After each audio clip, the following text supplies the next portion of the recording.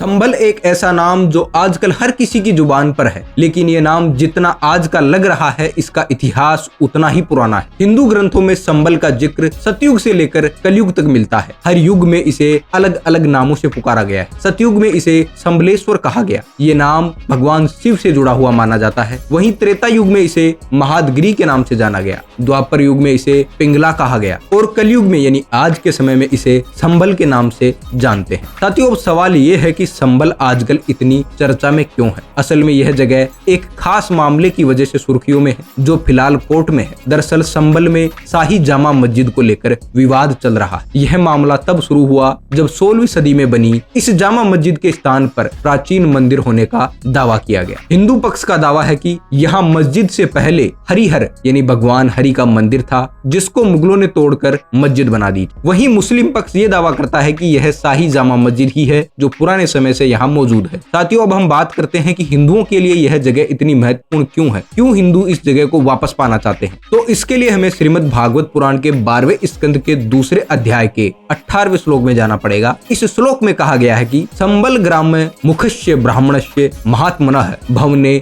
विष्णु यशस्सः कल्कि है पादुर्भविष्यति। इसका अर्थ है कि भगवान कल्कि संबल ग्राम के सबसे प्रतिष्ठित ब्राह्मण महात्मा विष्णु यश के घर प्रकट होंगे। दरअसल श्रीमद् भागवत पुराण में कहा गया है कि भगवान विष्णु के अंतिम अवतार जो भगवान कल्कि के रूप में कलयुग का अंत करने के लिए अवतरित होंगे, वह संबल ग्राम यानी संबल नाम की जगह पर होंगे। इसके अलावा स्कंद पुराण और अन्य ग्रंथों के अनुसार वर्तमान युग यानी कलयुग में जब अधर्म और अराजकता अपने चरम पर होगी, तब भगवान विष्णु कल्कि के रूप में अवतार लेंगे और उनका जन्म एक ब्राह्मण परिवार में संभल नामक ग्राम में होगा। यह अवतार दुनिया को पाप, अधर्म और अन्याय से मुक्ति दिलाने के लिए होगा। साथियों, बात करते हैं कि यह विवाद क्यों शुरू हुआ, क्यों हिंदू पक्ष यह दावा करता है कि यहाँ पहले मंदिर था। तो साथियों, इसको जानने के लिए हम ऐतिहासिक ग्रंथों और अभिलेखों का रेफरेंस लेंगे। तो इसके लिए सबसे पहले हमें बाबरनामा को देखना पड़ेगा, जो स्वयं बाबर के द्वारा लिखी गई अपनी ही जीवनी है। इसके पेज संख्या 687 पर बाबर के संभल जाने और एक विशाल मंदिर को मस्जिद में बदलने का आदेश देने का वर्णन मिलता है। इस संदर्भ में मीर हिंदू बेग, जो बाबर का एक सेनापति था,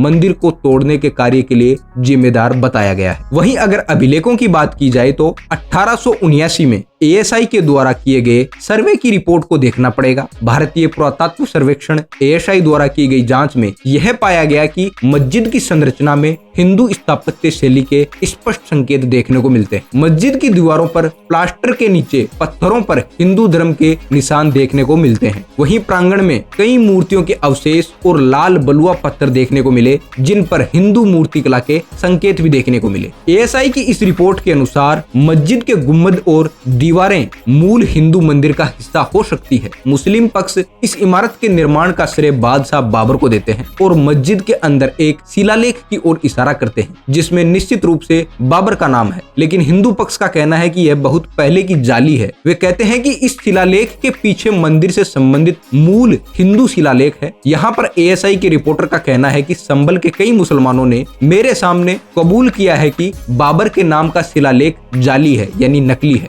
और मुसलमानों को इमारत पर तब तक कब्जा नहीं मिला जब तक कि विद्रोह के समय या उससे थोड़ा पहले लगभग 25 साल पहले उन्होंने इमारत पर बलपूर्वक यानी जबरदस्ती कब्जा किया और फिर जिले के जज के सामने इस मामले पर एक मुकदमा चला और मुसलमानों ने मुख्य रूप से जाली यानी नकली शिलालेखों के जरिए और साथ ही सभी मुसलमानों के एक साथ मिलकर हिंदुओं के खिलाफ झूठी गवाही देकर जो अल्पसंख्यक थे यह मामला जीत लिया। इस प्रकार मुसलमानों ने उस समय इस इमारत को जो मंदिर बताई गई है उसको जीत कर वहां पर मस्जिद घोषित कर दी। आगे ASI के रिपोर्टर का कहना है कि संबल के हरि मंदिर में बाबर के जाली शिलालेख में यह देखा जा सकता है कि बाबर का नाम गलत दिया गया है। शिलालेख पर बाबर का नाम बानी आयना इल्म ओ अमल शाह जमजा है महमूद बाबर लिखा हुआ है, लेकिन वहीं बाबर का असली नाम शाह जहीर उद्दीन महमूद बाबर था। वही रिपोर्टर आगे लिखते हैं कि चौकोर हिंदू मंदिर की दीवारें पत्थर से ढकी बड़ी ईंटों से बनी हुई प्रतीत होती है, लेकिन मुसलमानों ने दीवारों पर जो प्लास्टर लगाया है उससे यह छिप जाता है कि वे किस सामग्री से बनी हुई है। और रिपोर्टर आगे लिखते हैं कि मैं केवल इतना कह सकता हूं कि कई स्थानों पर जहां प्लास्टर टूटा हुआ था, जांच करने पर मैंने पाया पाया कि कुछ स्थानों पर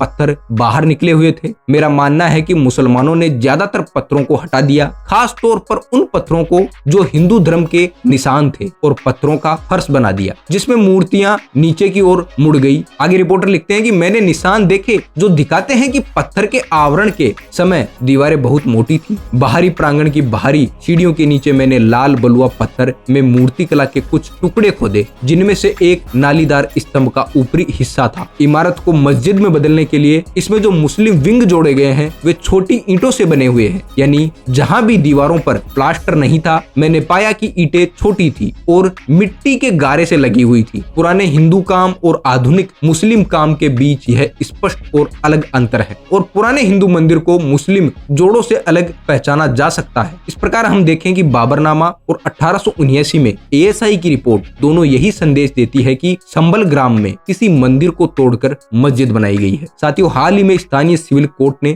मस्जिद परिसर पर सर्वेक्षण कराने का आदेश दिया। ASI के सर्वेक्षण के दौरान लाल पत्थर और बावड़ी जैसी संरचनाएं देखने को मिली जो विवाद को और गहरा रही है। और साथियों, मैं अंत में इतना ही कहूंगा कि संभल का यह ऐतिहासिक और धार्मिक विवाद केवल एक इमारत तक सीमित नहीं है, यह हमारी सांस्कृतिक धरोहर, धार्मिक आस्थाओं और इतिहास की परतों को समझने का एक अवसर भी है। यह जरूरी है कि सभी पक्ष धैर्य और संयम का परिचय दे ताकि न्यायिक प्रक्रिया के माध्यम से इस मामले का समाधान शांतिपूर्ण और निष्पक्ष रूप से हो सके। यह विवाद भले ही धार्मिक और ऐतिहासिक महत्व का हो, लेकिन इसका समाधान सांप्रदायिक सौहार्द और सामाजिक शांति बनाए रखने के लिए होना चाहिए। साथियों, मैं आशा करता हूं कि न्याय और सत्य के साथ इस विवाद का निष्पक्ष समाधान होगा और वो सभी समुदायों के लिए स्वीकार्य होगा। धन्यवाद।